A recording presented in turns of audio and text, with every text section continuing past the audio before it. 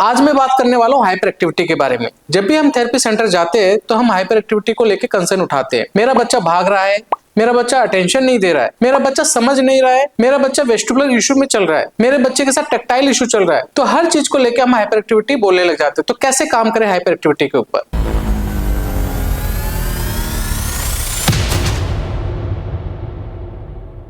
नमस्कार, मैं doctor Pradeep Kumar from शब्द रिहैब सेंटर।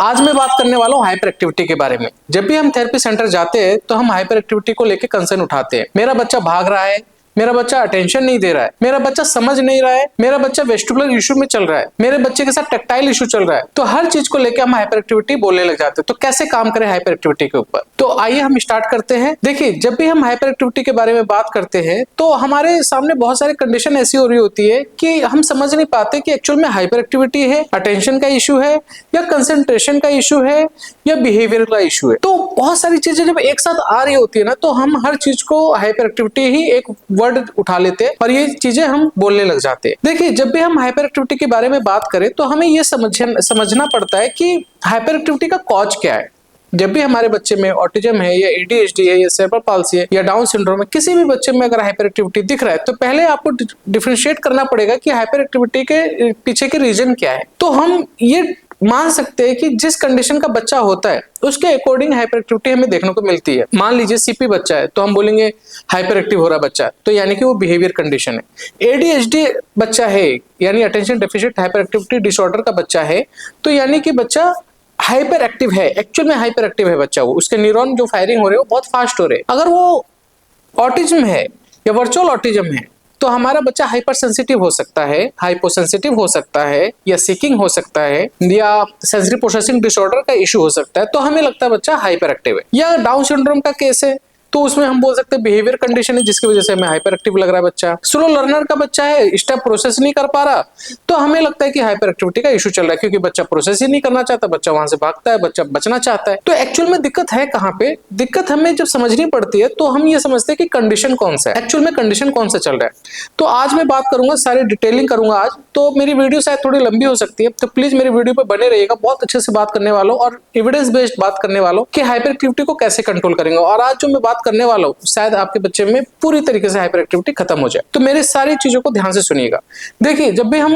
हाइपर एक्टिव की बात कर रहे हैं ना, तो पहले ये समझना है कि ऑटिज्म बच्चों में या वर्चुअल ऑटिज्म की कंडीशन में, ये क्लासिकल ऑटिज्म या वर्चुअल ऑटिज्म की कंडीशन में हाइपर एक्टिव नाम की चीजें नहीं होती है। क्या नाम होता है? बिहेवियर होता है, जिसकी वजह से हमें हाइपर एक्टिव दिख रहा होता है। तो पहला कंसर्न ये है कि जब भी हाइपर एक्टिव इशू दिखे आपको, ऑटिज्म बच्चा है आपका या वर्चुअल ऑटिज्म है, तो पहले ये सोचिए कि हमारा बच्चा हाइपर एक्टिव नहीं है। तो हाइपर एक्टिव नहीं है तो फिर वो क्यों हरकतें कर रहा है ना? वो बिहेवियर की वजह से कर सकता है, वो हाइपोसेंसिटिव होने की वजह से कर सकता है, सेंसरी सीकिंग होने की वजह से कर सकता है, हाइपर सेंसिटिव होने की वजह से कर सकता है, अटेंशन इशू का इशू होने की वजह से कर सकता है बच्चा। तो अटेंशन का इशू या स्टेप को प्रोसेस ना कर पाए बच्चा या नहीं कर पा रहा, उसकी वजह से हाइपर एक्टिविटी देखने को मिलती है। लेकिन हाइपर एक्टिविटी का जब हम हाइपर एक्टिविटी के ऊपर काम करते हैं कि आप बोलते हैं कि मेरा बच्चा सर भाग ही रहा है, कंटिन्यूअसली भाग रहा है, क्या इशू है उसमें? ऐसा क्या है उसमें? हाइपर एक्टिविटी नहीं है, वो दिखता है, वो जब साफ दिख रहा है हमें हाइपर एक्टिविटी नहीं। उसमें जब मैं ये बोल रहा हूँ कि हाइपर सेंसिटिव है या हाइपो सेंसिटिव है, तो वो किसी स्टिमुलेशन को लेके वो बच्चा हाइपर सेंसिटिव हो जा रहा है। यानी कि जो उसका वेस्टिबुलर सेंस मान लीजिए, या टैक्टाइल सेंस मान लीजिए, या प्रोप्रोसेप्टिव, कोई भी पर्टिकुलर कोई सेंसेस है जिसको वो मैनेज नहीं कर पा रहा, जिसको वो टॉलरेट नहीं कर पा रहा, जिसपे उसका सेंसरी ओवरलोड हो जा रहा है, या सेंसेस को ऑर्गेनाइज नहीं कर पा रहा, तो अपने सेंसरी से किसी स्टिमुलेशन को, यानी कि किसी भी इंफॉर्मेशन को वो राइट वे में एग्जीक्यूट नहीं कर पा रहा, जिस वजह से हमें लग रहा है कि बच्चा हाइपर एक्टिव है। तो आपको ये बात समझ में आ रही हो कि जब हम हाइपर एक्टिविटी की बात कर रहे हैं तो हम तो ये बात कर रहे हैं कि बच्चा किसी सेंसरी को अच्छे से मैनेज नहीं कर पा रहा। तो हम सेंसरी को मैनेज करना कैसे सिखाए, इसके ऊपर मैं अभी आऊंगा। उससे पहले समझ लेते हैं और चीजों के बारे में कि जिसकी वजह से हमें हाइपर एक्टिव इशू दिख रहा होता है। अब मान लीजिए कि आप थेरेपी सेंटर जाते हैं और आपको लगता है कि आपका बच्चा हाइपर एक्टिव हो रहा है और इसलिए आप थेरेपी सेंटर आए। तो पहले ये तो देखिए क्या पता उसमें अटेंशन का इशू चल रहा हो, अटेंशन का इशू या आई कॉन्टेक्ट का इशू। समझ के चलते हैं, मैं थोड़ा सा और तरीके से बताता हूँ। जैसे मान लीजिए हम अटेंशन की बात करते हैं, तो अटेंशन में ना बहुत सारे टाइप होते हैं, जैसे shifting attention, divide attention, focus attention, retain attention, sustain attention, ये सारे टाइप है। मेरे अटेंशन सीक्रेट वाली वीडियो को देख सकते हैं आप जाके, बहुत अच्छे से मैंने अटेंशन के बारे में समझाया। तो अटेंशन बच्चा ना नहीं दे पर, जैसे मान लीजिए 5 साल का बच्चा हमारा, उसका जो अटेंशन लेवल होना चाहिए कम से कम 10 to 15 मिनट्स का होना चाहिए, लेकिन वो 10 मिनट्स का ही अटेंशन दे रहा है, यानी कि उसका मेंटल एज जो होगा, एक्चुअल जो मेंटल एज होगा वो छोटा होगा, कहीं ना कहीं उससे वो एक्चुअल एज 5 ईयर्स के, लेकिन मान लीजिए वो 4 ईयर के अकॉर्डिंग है, तो उसका जो 10 मिनट का ही अटेंशन है और हम उससे 15 मिनट काम करवा रहे हैं, तो जाहिर सी बात है उसके अटेंशन से ऊपर जा रहे हैं, तो वहां तो बच्चा फ्रस्ट्रेट हो गई। मान लीजिए आपकी एबिलिटी है कि 10 मिनट काम करने की और मैं 15 मिनट काम करा रहा हूं, तो इस वजह से क्या होगा कि आपका बच्चे में देखने को मिलेगा कि हाइपर एक्टिव हो रहा है बच्चा इरिटेट हो रहा है, बच्चा एस्केप कर रहा है और बच्चा भागने की कोशिश कर रहा है, तो हमें लगता है हाइपर एक्टिव हो रहा है बच्चा। तो अटेंशन का इशू जैसे मैंने बताया, इसी तरीके से आई कॉन्टेक्ट का इशू होता है। बच्चा मोबाइल देख रहा होता है, टीवी देख रहा होता है, या मान लीजिए उसके न्यूरॉन इधर उधर फायरिंग कर रहे थे, तो अपने आईज बॉल को है ना मूवमेंट को फिक्स नहीं कर पाता वो,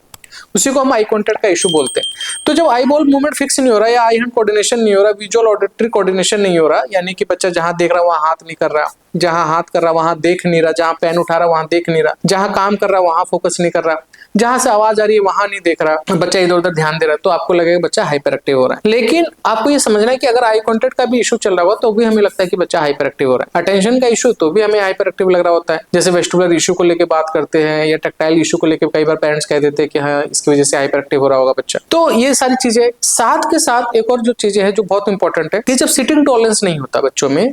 तो हमें लगता है कि बच्चा हाइपर एक्टिव हो रहा है। सिटिंग टॉलरेंस का मतलब समझते हैं कि पहले कि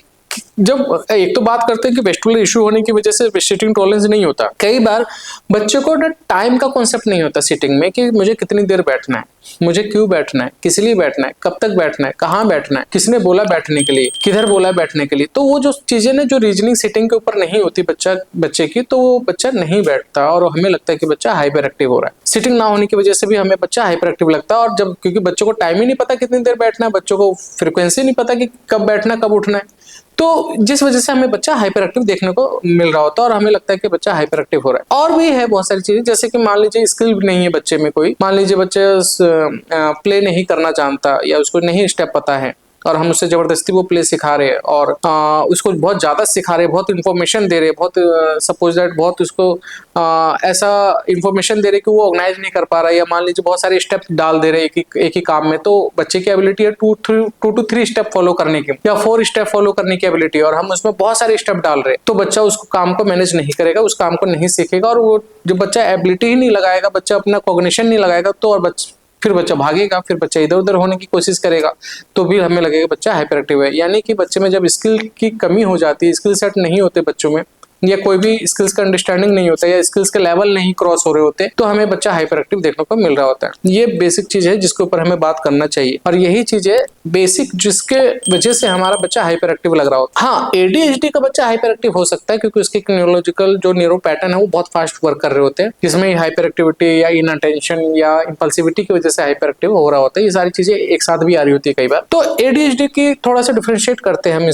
हम बात कर रहे हैं ऑटिज्म या बाकी कंडीशन के बारे में। एडीएचडी के बारे में बात कर सकते हैं हम, अभी आएंगे आगे चल के हम इसके बारे में, या शायद इसके बारे में अलग से वीडियो बनाऊं मैं एडीएचडी के ऊपर। लेकिन अब हमें ये समझना है कि जब इतनी सारी चीजें हमें फोकस में आ रही है कि इस वजह से हाइपर एक्टिव हो रहा है बच्चा, स्किल सेट नहीं लगा रहा है बच्चा, अरे सेंसरी इशू चल रहा है बच्चे में, जिस वजह से सिटिंग टॉलरेंस नहीं है बच्चे में, या अटेंशन का इशू है, या लेवल क्रॉस नहीं हो रहे, उसका आई कॉन्टेक्ट का इशू है, आप इन सब चीजों के ऊपर काम करेंगे। साथ के साथ आप ये भी फोकस करेंगे कहीं उसको ऐसा तो नहीं कि तबियत खराब और जबरदस्ती आप उससे काम करा रहे हैं, यानी कि उसको कभी फीवर आ रहा हो, कोई बीमारी को लेकर वो इरिटेट हो रहा हो और जबरदस्ती हम उसके साथ काम करे जा रहे हैं, स्लीप पैटर्न गड़बड़ चल रहा हो तो भी बच्चा हाइपर एक्टिव देखने को मिलता है, बच्चे का डाइट अच्छा ना हो, बच्चे का स्टमक डिस्टर्बेंस चल रहा हो तो बच्चा हाइपर एक्टिव देखने को मिल रहा होता है, कॉन्स्टिपेशन चल रहा हो या बच्चा कोई मेडिसिन ले रहा हो ऐसी जिसकी वजह से उसका ब्रेन शट डाउन है और जबरदस्ती हम उसको अवेक कर रहे हैं। कई बार थेरेपिस्ट या कई बार पेरेंट्स या कई बार डॉक्टर्स ऐसी मेडिसिन दे देते हैं कि बच्चे का हाइपर एक्टिविटी कंट्रोल करने के शट डाउन कर देते हैं, कॉज कुछ और उसका ब्रेन शट डाउन हो गया है और उसका न्यूरॉन बिल्कुल स्लो प्रोसेस कर रहा है और आप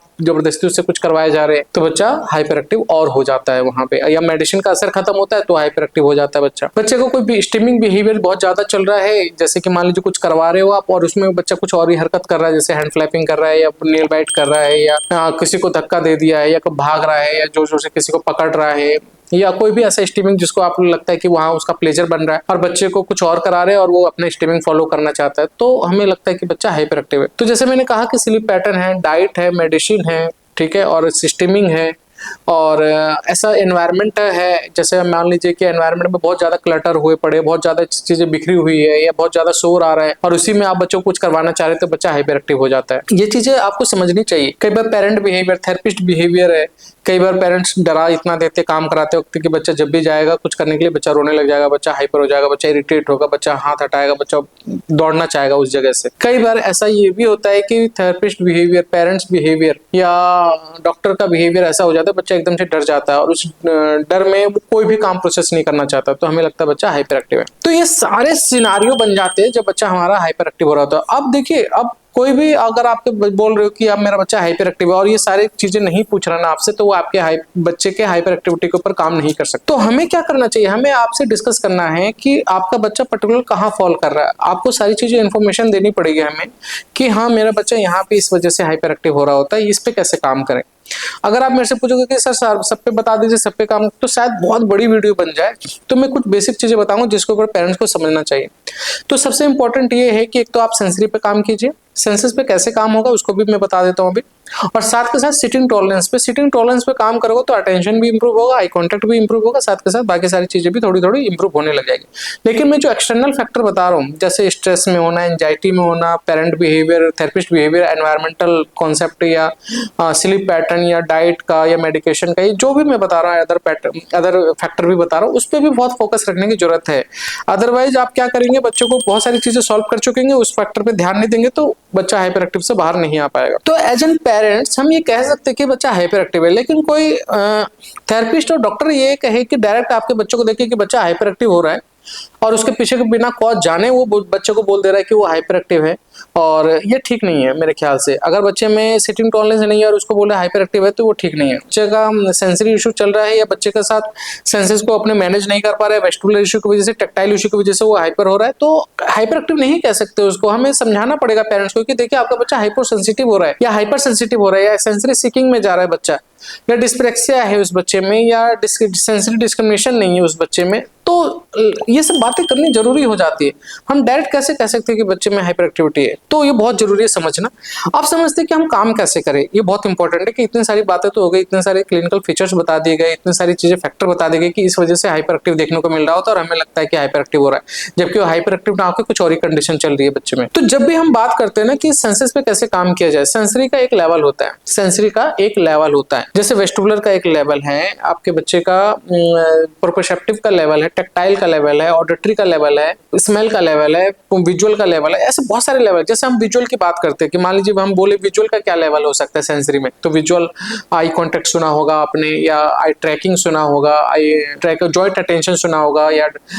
जॉइंट अटेंशन या मैचिंग या डिस्क्रिमिनेशन या फिगर ग्राउंड या फॉर्म कॉन्टेंसीज या डिस्क्रिमिनेशन, या बहुत सारे सीक्वेंसिंग है, या सीक्वेंशियल मेमोरी है, या वर्किंग मेमोरी है, क्लासिफिकेशन है, इंटीग्रेशन है, रीजनिंग है, ये बहुत सारे लेवल होते हैं विजुअल में। इसी तरीके से वेस्टिबुलर में भी रीजनिंग होता है, टैक्टाइल में भी रीजनिंग होता है, प्रोप्रोसेप्टिव में भी रीजनिंग होता है। तो जब हम रीजनिंग की बात कर रहे हैं तो जब तक आप सेंसरी के रीजनिंग पार्ट तक नहीं पहुंचोगे ना, जब तक आपके बच्चे में सेंसरी इशू खत्म नहीं होगा। ये बहुत इंपॉर्टेंट है, इसको बहुत अच्छे से समझना है। अब आप बोलेंगे सर ये तो विजुअल का बता दिया, टैक्टाइल का कैसे होता है, वेस्टिबुलर का कैसे होता है, तो मैंने बहुत सारे सेंसरी के ऊपर वीडियो बनाया, उसको आप थोड़ा देख सकते हैं जाके। लेकिन मैं और ये बताऊंगा कि जैसे मान लीजिए वेस्टिबुलर की इशू की वजह से कई बार बच्चा नहीं बैठता है, मोस्ट ऑफ द केसेस में वेस्टिबुलर इशू की वजह से बच्चा नहीं बैठता है। तो वेस्टिबुलर में ये कहते हैं कि जो वेस्टिबुलर कराया जाए ना, उसको एक ही पैटर्न में ना कराया जाए। यानी जैसे हम कई बार थेरेपी सेंटर जाते हैं और देखते हैं कि बच्चे को झूले पे बैठा दिया और बच्चे को झूला झुलाए जा रहे, तो बच्चा जो झूलेगा ना, तो कहीं ना कहीं वो कंडीशनिंग और डेवलप करेगा, क्योंकि वो उसको मूवमेंट लेना एक इंजॉय है उसके लिए। जैसे मान लीजिए कि मैं बोलूं कि बच्चा मोबाइल टीवी देख रहा था या बच्चे की सेंसरी प्रोसेस नहीं कर रहे, तो वो एक पैटर्न पकड़ना चाहता है। जब उसके ब्रेन काम नहीं कर, जब किसी के भी बच्चे के ब्रेन काम नहीं कर रहे या न्यूरॉन काम नहीं कर रहे होते, स्लो वर्क कर रहे होते हैं, तो वो एक ऐसा पैटर्न पकड़ना चाहता है, वो ऐसा फिक्सेशन में जाना चाहता है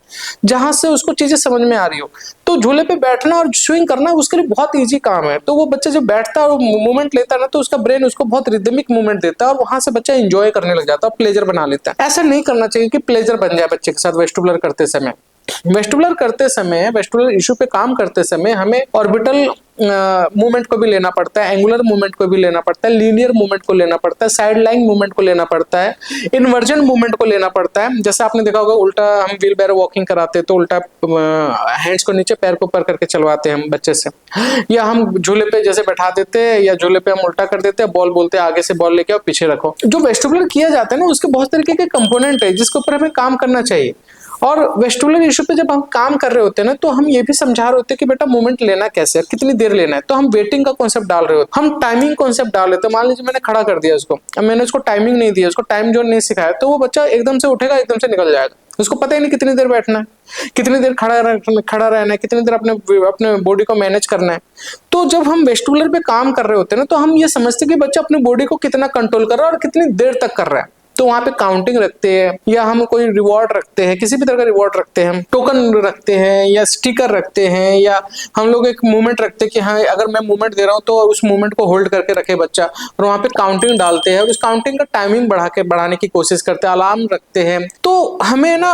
मूवमेंट के साथ साथ हमें ये ध्यान रखना पड़ेगा कि उसकी टाइमिंग कैसे चल रही है, उसको टाइमिंग समझ में आ रही है कि नहीं आ रही, कि कितनी देर कौन सा मूवमेंट को होल्ड करना है। तभी तो बच्चा आपका रिलैक्स और एकदम से सीधा खड़ा रहेगा। नहीं तो आप बच्चे के साथ आप हाइपर एक्टिविटी के ऊपर काम कर रहे हो और ये सब सारे एरिया वेस्टिबुलर के जो भी मैं कंपोनेंट बता रहा हूँ, जो भी मैं स्टेप बता रहा हूँ उस पर काम नहीं कर रहे, जो भी मैं तरीके बता रहा हूँ उस पर काम नहीं कर रहे। साथ के साथ आपको वेस्टिबुलर रीजनिंग पे भी काम करने की जरूरत पड़ जाती है कि मैं कहाँ कब कैसे मूवमेंट ले रहा हूँ। जैसे मैंने बोला वेस्टिबुलर, जैसे आई वेस्टिबुलर कोऑर्डिनेशन होता है, आई के साथ वेस्टिबुलर का एक कोऑर्डिनेशन होता है कि जहां मूवमेंट लिया जा रहा है वहां बच्चा देखे, जहां मूवमेंट हो रहा है वहां बच्चा देखे, बच्चा इमिटेट करे आपके मूवमेंट को, ये मैचिंग हो गई। बच्चा आपके मूवमेंट को डिस्क्रिमिनेट करे कि आपका मूवमेंट मेरा मूवमेंट क्या था, वो डिस्क्रिमिनेट करे, ठीक है। फिगर वेस्टिबुलर फिगर ग्राउंड का यूज हो, जैसे मान लीजिए कि 4 मूवमेंट क्या उसमें से एक मूवमेंट कुछ आपने बोला कि थर्ड वाला कौन सा मूवमेंट था, तो उसको वो फिगर आउट कर पाए कि ये वाला मूवमेंट कौन सा था। इसी तरीके से सिक्वेंसिंग होता है उसमें, मेमोरी होता है उसमें कि मैंने ये मूवमेंट लिया था, 4 मिनट बाद पूछ रहा हूँ कि क्या मूवमेंट लिया था बताओ, मैंने कौन सा हैंड्स अप किया था, मैंने कौन सा लैग आगे किया था। इस तरीके से होता है, वो रीजनिंग का पार्ट होता है। फिर धीरे धीरे करके रीजनिंग पे आते हैं कि हाँ कौन से मूवमेंट को कब क्यों कैसे, ये सब बहुत तरीके होते हैं। उसमें थोड़ा हम बात करें तो बहुत लंबी वीडियो बन जाएगी। तो मैं ये चाहता हूँ कि आप वेस्टिबुलर के इस कंपोनेंट को पढ़ो, समझो और उस पर काम करो, बहुत अच्छे से काम करो, ताकि आपके बच्चे में हाइपर एक्टिविटी या हाइपर सेंसिटिविटी का इशू ना दिखे और आपको हाइपर एक्टिव ना लगे। दूसरा अटेंशन, अटेंशन के सारे टाइप पे काम करो। अब पता लगा आपने फोकस अटेंशन पे काम किया, शिफ्टिंग अटेंशन पे काम नहीं किया, आपने दो काम दे दिया एक साथ, बोलो कि दोनों काम मैनेज करो,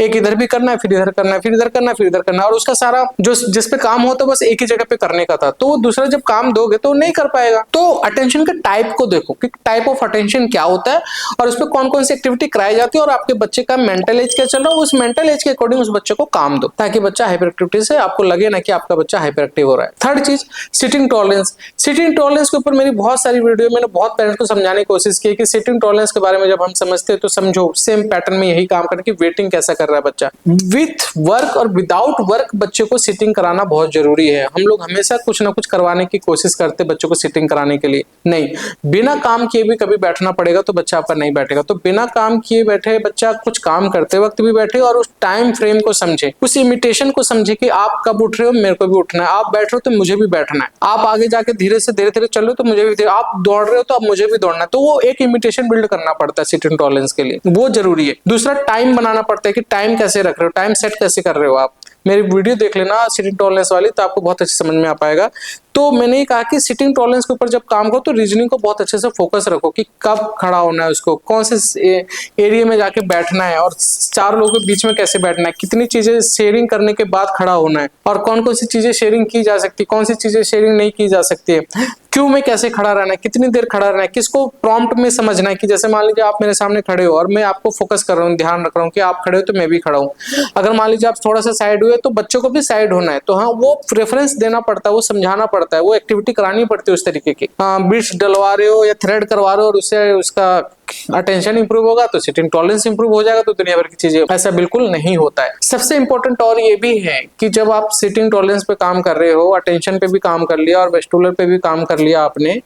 तो आप ये देखो कि बच्चे का सारे स्किल्स पे काम हो रहा है कि नहीं हो रहा। कई बार हम प्ले स्किल इंप्रूव कर रहे होते हैं, सोशल स्किल छोड़ देते हैं, सोशल स्किल इंप्रूव कर रहे होते हैं, विजुअल परसेप्चुअल ऑडिटरी प्रोसेसिंग छोड़ देते हैं, तो बच्चा नेम पे रिस्पॉन्ड नहीं करता या कोई स्किल्स लैक हो जाते हैं तो कोई स्किल्स डेवलप हो जाते हैं। ओवरऑल स्किल्स पे काम होना चाहिए, सारे स्किल्स को पैरेलल लेके चलना है और बच्चे के एज के अकॉर्डिंग यानी मेंटल एज के अकॉर्डिंग लेके चलना है और धीरे धीरे एज बढ़ाते भी रहना। जैसे 2 साल का मेंटल एज है तो वो आप 3 साल के अकॉर्डिंग काम कीजिए, फिर 4 साल के अकॉर्डिंग काम कीजिए। ऐसे करके आपको मेंटल एज कवर करना है, तब जाके बच्चों को आप देख पाएंगे कि वो नॉर्मल तरीके से बिहेव कर रहा है। कई बार मैंने देखा है कि बच्चे बिल्कुल शांत रहते, बिल्कुल सही बैठे रहते, लेकिन उनको स्टेप ही नहीं समझ में आ रहे हो। जब स्टेप नहीं समझ में आएंगे, काम करने के तरीके नहीं पता लगेंगे, तो वो फिर बच्चा वही हरकत करेगा जो पहले करता था। तो हमें ना स्किल बेस्ड काम करना बहुत जरूरी है और सारे स्किल्स पे काम करना जरूरी है, तभी जाके हमारा बच्चा हाइपर एक्टिविटी से बाहर होगा और आपको वो हाइपर एक्टिव नहीं लगेगा। और वो जब हाइपर एक्टिविटी के बारे में आप बात करें तो ये सारी चीजों के ऊपर नोटिस करें कि एक्चुअल में रीजन क्या है, और रीजन आपको समझना पड़ेगा, तब जाके आप हाइपर एक्टिविटी के ऊपर काम कर पाएंगे। सो प्लीज मेरी वीडियो को ध्यान से समझिए और अच्छे से फोकस कीजिए और जो जो मैं पॉइंटर बता रहा हूँ उसको पढ़िए, समझिए, देखिए, उसको पॉइंट्स बनाइए और बच्चे के साथ वर्कआउट कीजिए। और भी बहुत जो मैं बात कर रहा हूँ और वीडियो को लुकआउट कीजिए, उसको भी लुकआउट कीजिए और बाकी एक्सटर्नल फैक्टर को भी ध्यान में रख के काम करना है। अदरवाइज वो सारे फैक्टर पे काम कर रहे हो और वो बाकी फैक्टर नहीं समझ रहे हो, इशू बन जाएगा। तो कोशिश कीजिए इन सब चीजों को समझते रहिए और समझकर अपने बच्चे के ऊपर रिजल्ट लाते रहिए। थैंक यू सो मच, बहुत बहुत